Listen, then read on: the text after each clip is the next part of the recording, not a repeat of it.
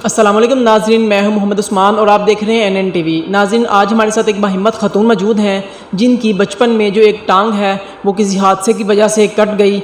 अभी अपना पेट पालने के लिए रिक्शा चलाती हैं और अपने बच्चों का जो पेट है वो पालती हैं। ये मेहनत करती हैं। इनसे बात करते हैं कि ये किस तरह से एक टांग से मजदूर भी हैं और रिक्शा भी चलाती हैं और किस तरह से अपने बच्चों का पेट पालती हैं। इनसे गुफ्तगू करते हैं और इन्हीं की ज़ुबानी इनकी कहानी जो है वो जानते हैं। अस्सलाम वालेकुम। वालेकुम सलाम। मुझे बताएं कि किस तरह से आपकी मजदूरी हुई, कि सारा मामला किस तरह से हुआ आपके साथ? तब मैं छोटी थी, 4 साल की। तो मेरी अम्मी अब्बू के घर के सामने रेलवे लाइन है, वहाँ पे खेल रही थी तो अचानक से रेलगाड़ी आई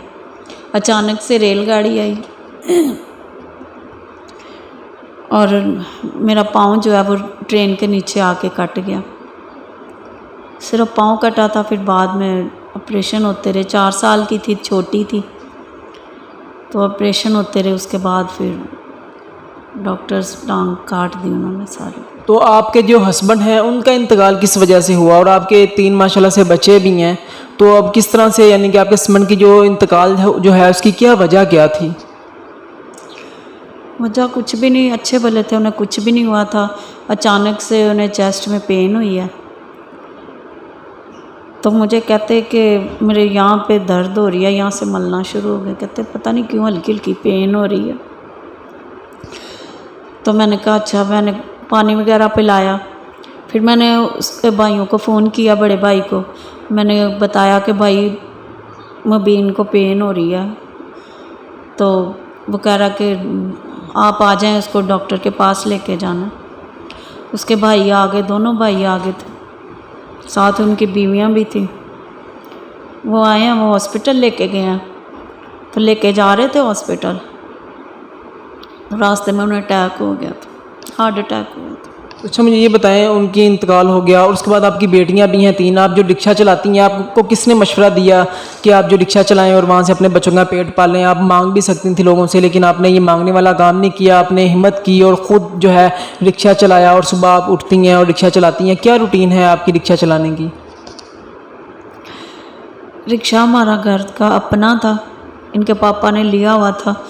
हमारी 3 बेटियां, तो बाइक पे प्रॉब्लम होती थी बैठने की, फिर रिक्शा लिया के कहीं आना जाना होता तो बच्चों के साथ, तो फिर मुश्किल नहीं होती थी। तो जब इनके पापा खुदा के पास गए तो उसके बाद मैं रिक्शा बेचने लगी थी। 3 माह बाद मुझे पेन हुई, तो इनके पापा के जाने के 3 माह बाद मुझे पेन हुई। मैंने अल्ट्रासाउंड करवाई तो डॉक्टरों ने कहा कि पित्ते में पत्थरी हैं, पित्ते का फ़ौरन ऑपरेट होगा। अगर नहीं हुआ ऑपरेट तो फिर पित्ता फट जाएगा और जो पत्थरियाँ वो पेट में, वो अंतड़ियों में फैल जाएंगी, तो फिर बचना मुश्किल है। फिर मेरे भांजे को, बड़ी बहन का बेटा, उसको मैंने फ़ोन किया, उनको बुलाया तो वो तीनों भाई आ गए, उनकी बीवियां भी आ गई, मेरी बहन भी आ गई। तो वो मुझे हॉस्पिटल लेके गए। उन्होंने कहा डॉक्टर से कि ठीक है, आप फ़ौरन ऑपरेट करें।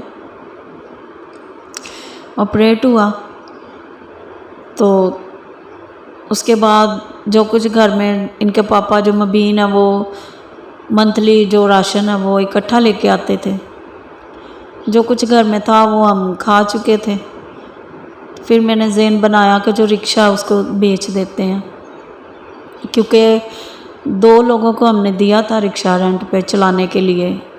जो रेंट पे चलाते हैं तो शाम को दिहाड़ी देते हैं 300 रुपये, लेकिन वो रिक्शा तो उन्होंने ले लिया, लेकिन पैसे नहीं देते थे हमें, मजदूरी जो है वो दिहाड़ी वो नहीं देते थे। फिर मैंने ज़हन बनाया कि बेच देते हैं। मेरे अब्बू ने भी कहा पुत्र बेच दो, क्या करना है इसको रख के, चलाने वाला तो रहा नहीं है। तो किस तरह से आपको ख्याल आया कि मैं ख़ुद क्यों ना रिक्शा चलाऊं और ख़ुद क्यों ना कमाऊं? वो हमारे मोहल्ले में एक अंकल हैं, अंकल अशरफ उनका नाम है, लेकिन मन्ना उनको कहते हैं, ज़्यादा लोग मन्ना के नाम से जानते हैं। उनसे मैंने बात की, मैंने कहा अंकल मैंने रिक्शा बेचना है, तो आप कोई ना गाहक लेके आए कि कितने को तक बिकेगा। तो वो कहते पुत्र क्यों बेचना है, तू खुद क्यों नहीं सीखती, खुद चला। तो मुझे हैरत तो हुई उनकी बात सुन के कि एक रिक्शा इतना बड़ा वज़नी होता है उसका हैंडल, तो मैं कैसे इसको कवर करूँगी। मैंने कहा अंकल जी मैं कैसे चला सकती हूँ। पहले और बात थी, अब तो मेरा पित्ते का भी ऑपरेशन हुआ है, अभी 1 माह हुआ है मेरे ऑपरेशन को। उन्होंने कहा बेटा मैं सिखाऊंगा तुझे, तू क्यों नहीं चला सकती है तो। फिर उन्होंने मुझे इनकरेज किया और उन्होंने मुझे 4 दिन में रिक्शा सिखाया।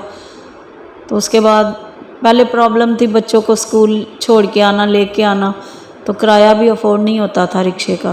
कोई 3500 मांगता था, कोई 3000 मांगता था। तो वो भी मेरी टेंशन जो है वो रिलीज़ हो गई है। अब खुदावंद का शुक्र है कि मैंने सीख लिया। कहीं पे जाना भी होता है तो बच्चों को बिठाती हूँ रिक्शे में और हम चले जाते हैं। आपकी माशाल्लाह से 3 बच्चियां हैं, उनका मुस्तकबिल जो है उनको आप जो है वो स्कूलिंग वगैरह उनकी सारी अच्छी चल रही है? स्कूल तो नहीं, अब पहले ऑनलाइन पढ़ाई होती थी, अब उनके स्कूल वाले जो हैं वो ऑनलाइन भी नहीं करवा रहे। तो हमारी गली में ही एक बच्ची है, वो ट्यूशन पढ़ाती है, उसके पास भेज रही हूँ छोटी दोनों बच्चियों को। बड़ी नहीं जाती, छोटी दोनों जाती हैं। तो आपने बड़ी हिम्मत की, तो इतना जज्बा आप में किस तरह से आया जब आप इतनी मुश्किलों में गिरी हुई थी, तो आप हर तरफ मुश्किलात थी, तो किस तरह से आपने सोचा कि ये रिक्शा जो है अब मुझे ख़ुद ही चलाना है और मुझे ख़ुद ही अपने जो ख़ानदान है, अपनी जो फैमिली है, उसका जो एक सरबरा जो है वो बनना है?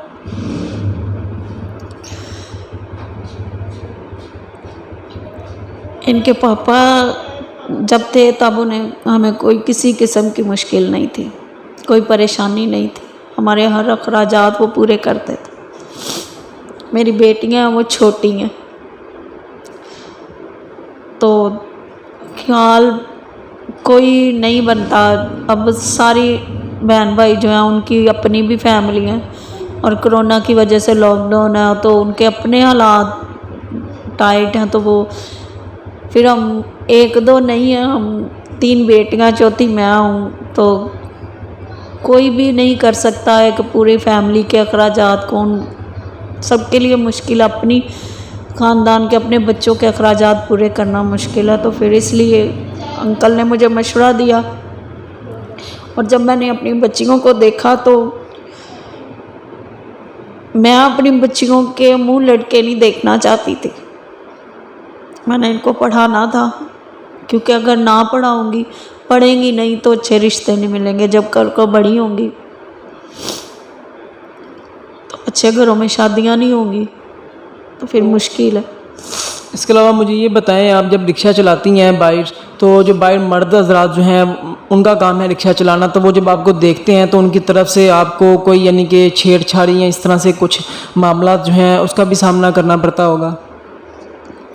नहीं, छेड़छाड़ तो नहीं, लेकिन ये है कि तंग करना उनकी तरफ से? हाँ, नहीं तंग कोई नहीं करता, लेकिन यह कि कुछ जो वो चिंची रिक्शे वाले हैं ना, वो बदतमीज़ी थोड़ी करते हैं कि जानबूझ के रिक्शे के आगे आगे करते हैं। और फिर कभी तो ऐसा होता है कि सामने से आता हो कोई चिंची रिक्शे वाला, तो बिल्कुल ही सीधा आता जाएगा, हॉर्न भी बजाती जाऊँ लेकिन साइड पे नहीं, फिर मैं खुद रोक लेती हूँ अपने रिक्शे को।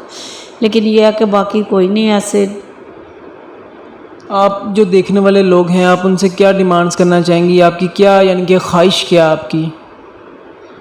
ख्वाहिश मेरी यही है कि बस मेरी बच्चियाँ पढ़ जाएं और जब ये बड़ी हों तो मैं अच्छे घरों में इनकी शादियाँ करूं, रिश्ते अच्छे हों, लड़के अच्छे हों, खुदा परस्त हों। तो देखने वालों से मेरी यही रिक्वेस्ट है कि वो मेरे लिए दुआ करें कि मैं इतना कमा सकूं कि जिससे मेरे घर के अखराजात भी सही हों और मेरी बच्चियों की पढ़ाई ना रुके, मेरी बच्चियों की पढ़ाई हो। नाज़रीन, जैसा कि आपने देखा कि ये जो ख़तून हैं इनकी कहानी क्या है, ये किस तरह से अपने बच्चों का पेट पालती हैं और मेहनत करती हैं, जबकि ये एक टांग से मज़दूर भी हैं। तो अपनी बड़ी मुश्किल से अपनी ज़िंदगी गुजार रही हैं। इनकी ख्वाहिश क्या है कि इनकी जो बच्चियां हैं उनकी जो एजुकेशन है वो हो जाए और उनकी ताकि अच्छी जगहों पे ये शादियां करवा सकें। नाज़रीन, अगर आपको हमारी ये वीडियो अच्छी लगी तो हमारी इस वीडियो को लाइक, शेयर और सब्सक्राइब। नाज़रीन, अगर आपको हमारी ये वीडियो अच्छी लगी तो हमारे चैनल को लाइक, शेयर और सब्सक्राइब करें ताकि आपको मज़ीद हमारी वीडियोस मिल सकें। अपने मेज़बान को इजाज़त दीजिए, फिर मिलेंगे किसी नई वीडियो में। तब तक के लिए अल्लाह निगहबान।